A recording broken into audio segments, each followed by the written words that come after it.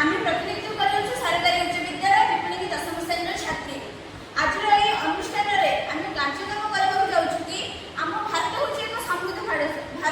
तेणु केंद्र सरकार एक योजना प्रणाली करछथि जहार नाम होछि विकसित भारत 2025। यह अनुसार आम छात्र छात्री को एक कार्यानुष्ठान बा एक कार्यक्रम को परिणत करूँ जहार थीम होछि समृद्ध भारत आउ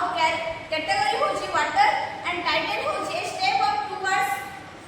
स्वच्छ भारत एवं यह प्रोग्राम स्टेटमेंट होछि प्लास्टिक और वर्ज्य वस्तु द्वारा पोखरी प्रदूषित एवं यह निराकरण किपर होते एबे मो सहपाठी को अनुरोध करिबि कि यार सॉल्यूशन मध्ये आपण कहि परिबे। प्रथमे आमे कोन करिबा जो पोखरी रे जो प्रकार वर्ज्य वस्तु को प्रदूषित हो जाउछि प्रथमे हम ग्रामर के लोक किंबा जाल माध्यम के मेसिन माध्यम पे प्लास्टिक वर्ज्य वस्तु संग्रह करिबा तापर हम गोटे हम ग्रामर ही प्लास्टिक क्रशर अर्थात गोटे मेसिन आनिबा जहाँ द्वारा कि प्लास्टिक अति क्षुद्र आकार गुंड हो पारिबो जहाँ से स्मॉल साइज पाइबा पर